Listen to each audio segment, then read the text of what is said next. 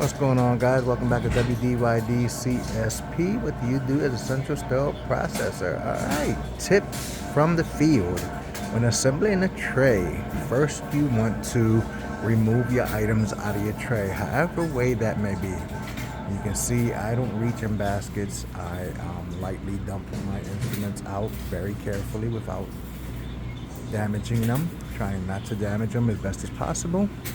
And next you want to inspect and line your basket if lining baskets is something you do in your facility. Alright guys, basket is lined. Next thing you want to put into your basket are your indicators. Okay? When you're doing rigid containers, follow the IFU of the indicator that you're using, one on the opposite side of each corner. Alright? Next, you want to sort through that nice spaghetti string of instruments. Alright, so we've done a general sort, keeping like instruments together. Alright, so next is your inspection for cleanliness and function testing. So what does that entitle? That entitles scissor testing, the testing material. It entitles the ratchet test, where you go on the first block, hold it by your box lock, make sure your instruments does not spring open. Okay. It goes with your lighted magnification. And then now at this point right now, I would go into my tracking system and I would scan my basket.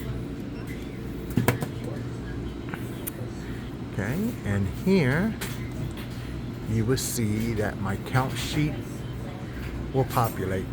Alright, it'll give me manufacturer, product number, description of the item, quantity, and the order. The way we do our stringer is the order of the count sheet from top to bottom. So the top instrument is actually the last instrument on the stringer, and we work our way down. Alright, so let me show you what that looks like. Alright, so here's where I am so far.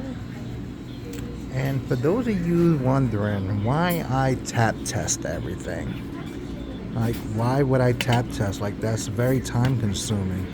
Well, here's my first ratch, and there's my tap test on a good one. Okay, let me show you what I find with a bad one. Okay, first click, there you go, pop open, pop open, pop open. Okay,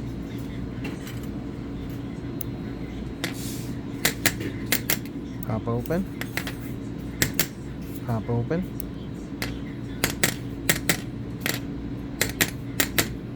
Okay, that was actually 2 clicks on that one, sorry. Okay,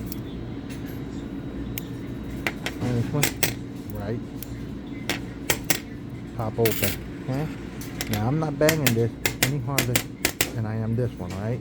And this one's on 1 click. Imagine a surgeon using this on a field, trying to stop a bleeder, and that instrument, after pressure, winds up popping open. That's the reason for the tap test. Let's continue.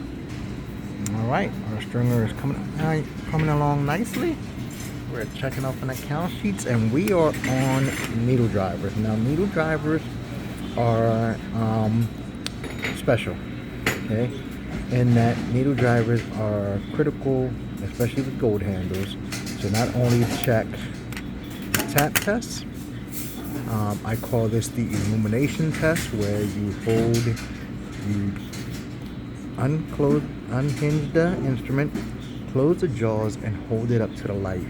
Okay, you should not see any light reflect through the jaws, where the jaws meet. There shouldn't be no space in between that, right?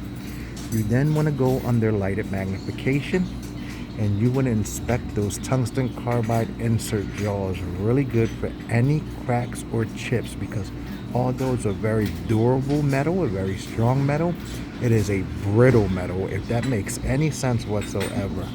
It is very brittle, so if there's a chip or a crack on it, it's gonna crack and chip very easily, so you don't want to put that in your set.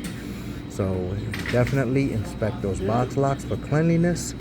Check that tungsten carbide insert, that tap test, and that illumination test. All right, let's continue. All right, guys, so our stringers are done.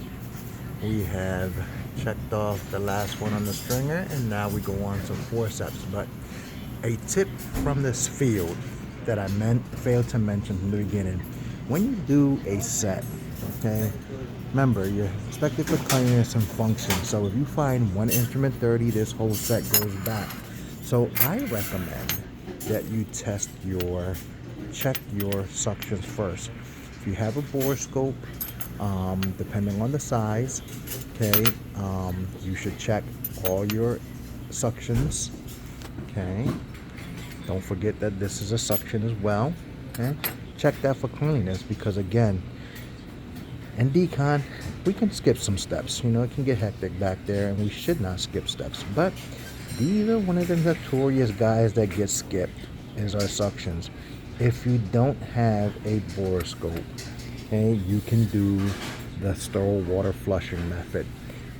And if you have a very good cannulated brush policy, that is a good way to inspect your suctions if you don't have any options.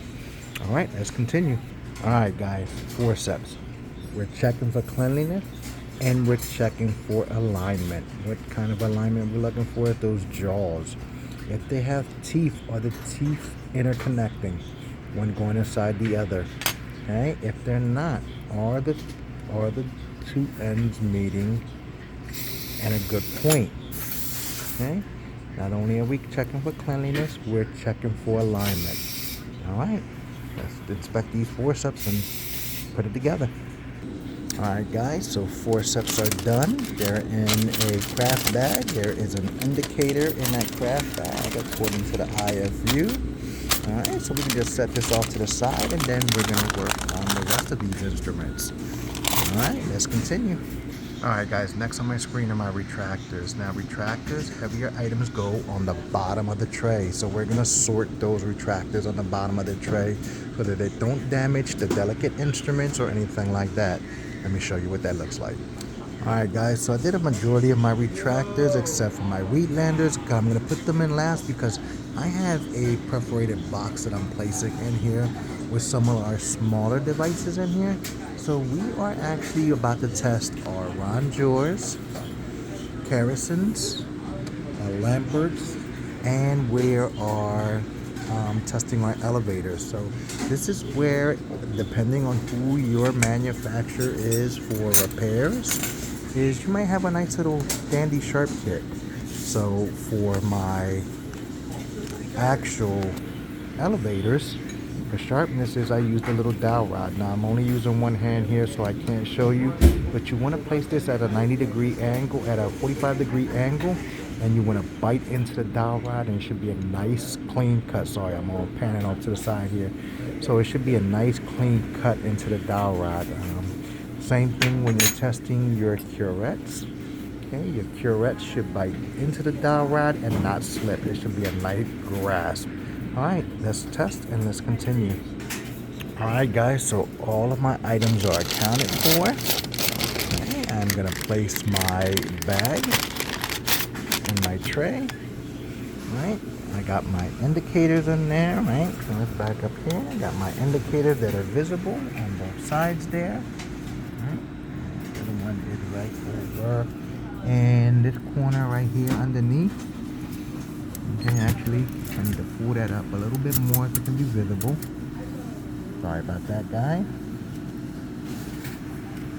Alright, indicator there. Everything is accounted on my count sheet. Okay, for SPM, always make sure to print out that count sheet. Save and close your progress. And there you go, guys. That is assembly on the field. Alright, guys, as always, stay true to yourselves. Keep it 100. Continue educating yourself. Until next time, peace.